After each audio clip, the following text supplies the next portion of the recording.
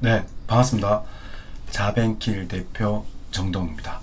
자, 오늘 이 시간에는 기아 자동차 대졸 신입 채용 관련하여 자소서 작성 시간을 한번 가져보도록 하겠습니다.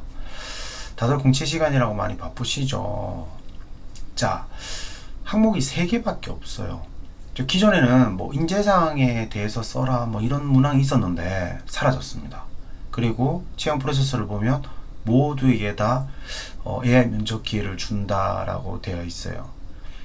여러 가지 관점에 볼 수 있을 것 같아요. 뭔가 신입사원을 뽑을 때에 명확한 모수의 데이터를 얻기 위함도 있을 것이고, 또 나아가서 서류의 변별력보다 실제 우리가 MMPA에 기반해서 인성검사나 또는 뭐 어떤 미세 표정과 관련된 AI가 측정할 수 있는 어떤 그런 단위들이 더 허용성이 있다. 뭐 이렇게 보는 부분도 있는 것 같아요. 자, 여러 가지 어떤 이슈들이 있는데 어쨌든 자소서 문항을 잘 써야 면접에서 좋은 평가를 받게 되고 면접에서 유리한 질문을 받을 수 있다. 뭐 이 결론은 뭐 바꿀 수가 없어요. 자, 그렇기 때문에 오늘 이 자벤킬 정동 대표가 알려주는 이 자소서 작성 방법을 토대로 자소서를 완성해서 면접에서 조금 더 좋은 평가를 받고, 또 동배수이거나 또 면접관이 뭐 누굴 뽑아야 될지 잘 모르겠다 라고 했을 때, 야, 이 친구 자소서 좋더라, 이런 얘기 우리 한번 함께 만들어 봅시다. 자, 그럼 본격적으로 시작하도록 하겠습니다. 자, 문항은 크게 3가지예요. 기하와 직무에 어떻게 기여할 수 있는지 본인의 경험 및 보유 역량을 중심으로서 서술해 주십시오. 여기 첫 번째 문항, 이거 700자죠. 자, 700자면 3단 구조 또는 4단 구조 다 됩니다. 자, 두 번째, 도전적인 목표를 세우고 이를 달성하기 위해 노력했던 경험에 대해 서술해 주세요. 600자. 자, 세 번째, 목표를 이루기 위해 다른 사람을 설득했거나 협의했던 경험에 대해서 서술해 주십시오 라고 되어 있어요. 자, 저는 여기서 가장 중요한 문항을 3번째 문항으로 좀 보고 있어요. 자, 협업이란 부분들이 여러분들 실수를 굉장히 많이 해요. 제가 블로그에 글을 쓸 때마다 여러분들 꼭 말씀드리는 게, 이 협업이란 거는 상호작용이라는 것이 돼야 돼요. 이 상호작용은 뭐냐? 나도 이득되고 같이 하는 사람도 이득되는 거예요. 지금 현재 이 세대 변경을 이루고 있는 뭐 자동차뿐만 아니라 실제 설비도 바뀌고 있죠. 자, 그러다 보니까 기업에서 이 조직 자체의 어떤 핵심 사안을 처리해야 되는 부분들이 있는데, 누군가는 존나 열심히 일을 하고 누군가는 막 논팽이처럼 놀고 그럴 수는 없잖아요.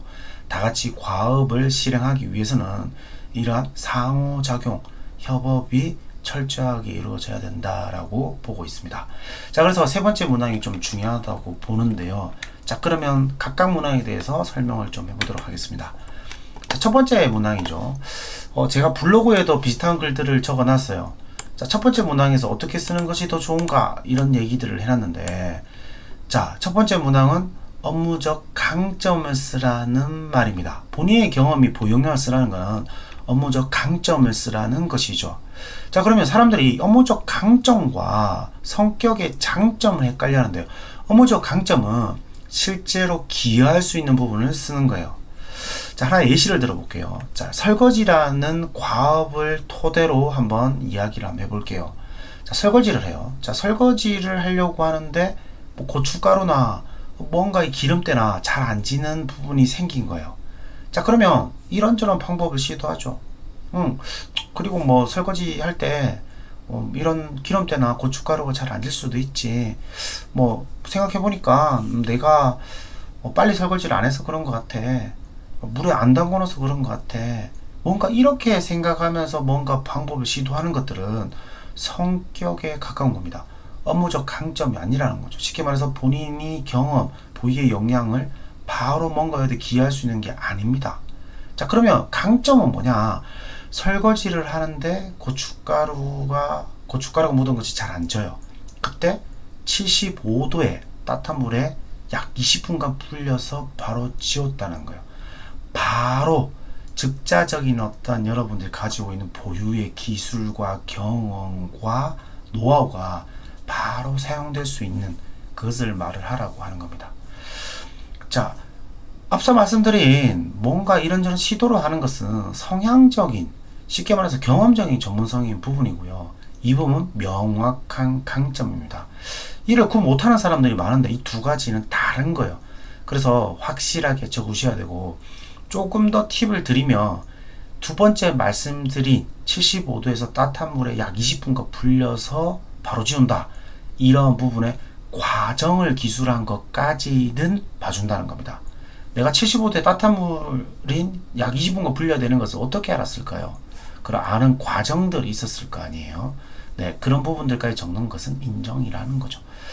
자, 그리고 기하와 지운 직무를 기하에 어떻게 지운 직무에 기하할 것인가, 기하의 내용을 써줘야 되겠죠. 뭐 기하가 갖고 있는 강점, 또 강점들을 모아봤을 때 전하는 메시지, 이런 것들을 같이 써주면 1번은 해결됩니다.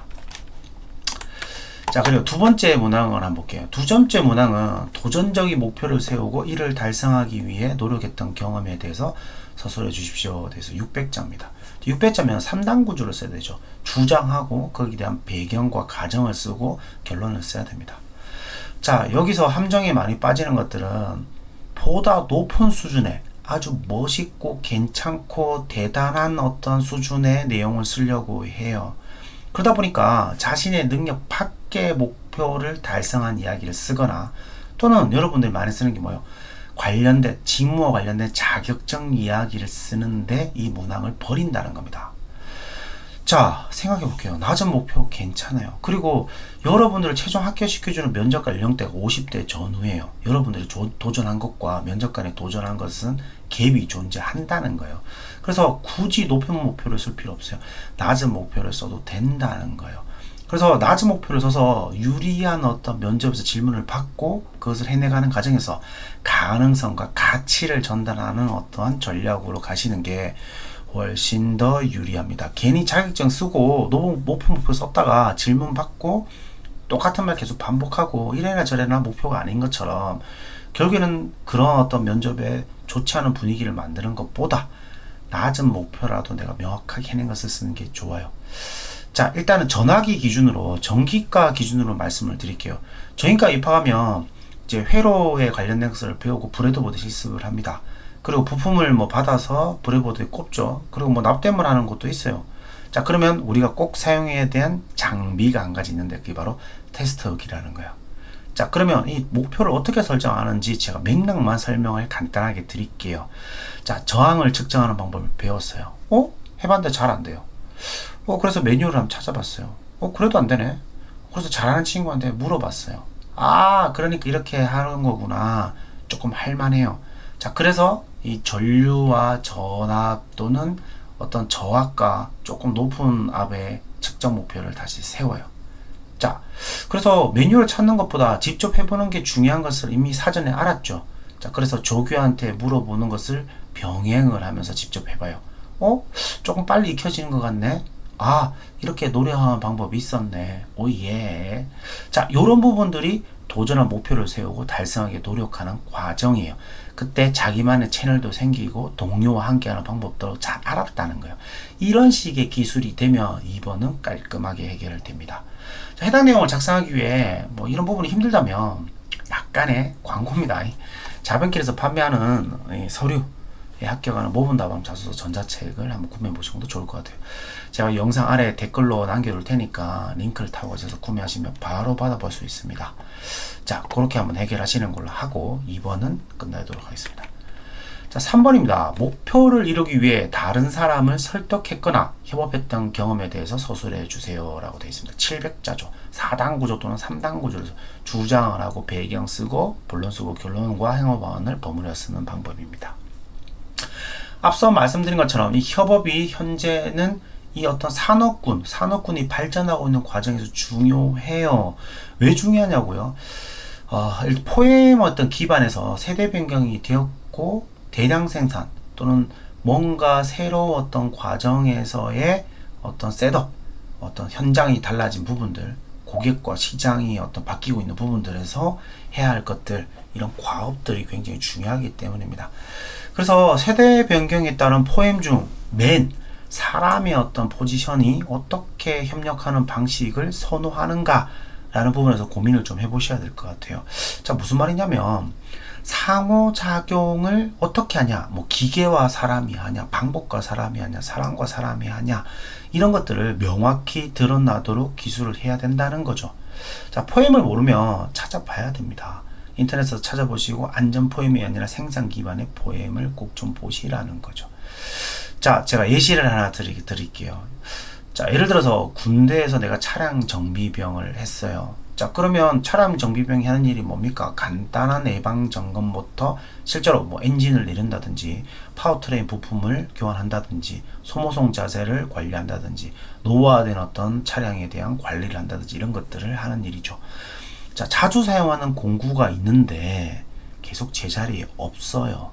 자, 그래서 작업이 끝나면 계속 이 내가 사용했던 공구를 챙겨 놓거나 또는 공구가 없을 때 계속 그 공구를 찾아야 돼요. 그러니까 짜증나는 거죠. 그래서 철수라는 녀석이 어떻게 했냐면 작업이 끝나면 자주 사용하는 공구를 아예 가져가 버리는 거예요. 자, 그렇게 저렇게 이제 작업을 하다 보니까 이것도 이제 해결 방안이 안 되니까 같은 대대에 또는 같은 분임조에 또는 같은 업무를 하는 영수와 말자와 숙자와 그리고 영호한테 얘기를 한 거예요. 야, 우리 이렇게 하지 말고 작업이 끝나면 꼭 공구 여기 박스에 또는 공구를 나눈 제자리에 같이 좀 두자 라고 제안을 한 거예요. 그리고 필요 이유에 대해서 설득을 한 거죠. 자, 그랬더니 실제 영어도 따라주고 숙자도 따라주고 말자도 따라줬다는 겁니다. 영수도 따라줬다는 거죠. 그래서 작업 준비 시간과 공구 준비 시간을 줄일 수 있었던 거예요. 결국에는 전체 리드 타임을 개선할 수 있었다는 거죠. 3.5에서 기반의 일이긴 하지만 이 정도 느낌이면 충분하다는 거예요. 목표를 이루기 위해서 다른 사람을 설득했고 협업하는 과정에서 전체 조직에 영향을 미치는 이런 부분들을 실행을 해봤다라는 거예요. 그래서 난 여기 와서도 이런 과정들이 있을 때 너희들이 지금 설비 바꾸고 셋업하고 또 공장 새로 짓고 사람 바뀌고 새로운 사람들 추가 채용하고 뭔가 이런 상황에서 나는 이런 맥락과 결을 하니까 잘 섞이고 적용할 수 있다. 이런 느낌이면 충분하다는 겁니다.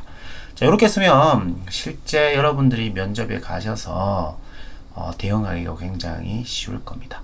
자, 이렇게 해서 기아 자동차, 기아의 어떤 이런 자소서는 깔끔하게 마무리할 수 있다. 이렇게 보시면 됩니다. 자, 오늘은 제가 자소서 외에도 프로그램 하나 준비해봤어요. 요즘에 챗GPT 많이 하죠. 자, 챗GPT를 통해서 뭐 이렇게 한번 제가 마련해봤습니다. 업무적인 부분들인데 차체 프레스, 조립, 도장, 보존에서 필요한 성격과 기술, 전문성을 이렇게 정리해뒀습니다. 자, 요때 이제 정지하셔가지고 쭉쭉 보시면 될 것 같고요. 뭐 예를 들어서 도장 같은 경우는 시스템적 사고와 문제해결 능력, 정확성, 안전 감각이 중요하답니다. 그리고 기술에는 도장 공정 및 장비 관리, 도장 품질 관리, 환경 규정에 대해서 필요하고, 그 다음에 품질 관리, 신차 개발 능력에 대해서 대응하는 구조가 있어야 된다고 되어 있죠. 자, 그러면 각각의 어떠한 부분들이 더 있는지 파생적으로 생각을 해보면 훨씬 더 자소서를 적기가 좀 더 수월하지 않을까 그렇게 생각이 듭니다. 자, 생산 관리는 뭐 우리가 알고 있는 뭐 조직력, 리더십, 문제해결 능력, 팀워크가 필요하고, 사양 및 품질 관리, 프로젝트 관리 이런 부분들의 능력이 필요하다라고 되어 있죠. 자, 그래서 스킵하시거나 또는 정지해 놓고 메모하셔서 보시는 방법이 있으니까 참고하셔가지고 자기소개서에 필요한 내용이 있으면 꼭 좀 넣으셔가지고 하시면 될 것 같고, 특히 1번 강점을 얘기할 때 이런 부분들이 있다라고 여기서 나와서 얘기해도 되겠죠. 자, 그렇게 해서 사용하시라고 부록을 준비했습니다. 자, 오늘 강의는 제가 준비한 거는 여기까지고, 여러분들이 다음 강의에 필요한 영상이 있다, 이런 기업의 자소서에 대해서 강의를 좀 찍어주면 좋겠다 라는 게 있으면 댓글로 남겨주시면 최대한 반영해서 채택을 해 드릴 거고요. 공채 시즌에 많이 바쁘시죠? 뭐 저도 많이 바쁩니다. 어쨌든 여러분들이 취업을 준비하는데 자벤킬은 항상 여러분들 곁에 있다는 거, 그리고 자기소개서가 쓰기 어렵다면 항상 언제든지 문은 열려 있다는 거, 이제 그렇게 생각을 해주시면 되겠습니다. 자, 이 취업은 자벤킬 채널은 여러분들이 취업을 준비하는 데 있어서 자기소개서, 면접, 연봉, 뭐 기업의 어떤 일하는 환경, 그리고 선배들의 어떤 조언, 이런 부분들을 여러분들한테 낱낱이 속속히 밝혀드리는 채널입니다. 자, 구독과 좋아요 부탁드리고요. 다음에 또 만나도록 하겠습니다. 여러분들 안녕.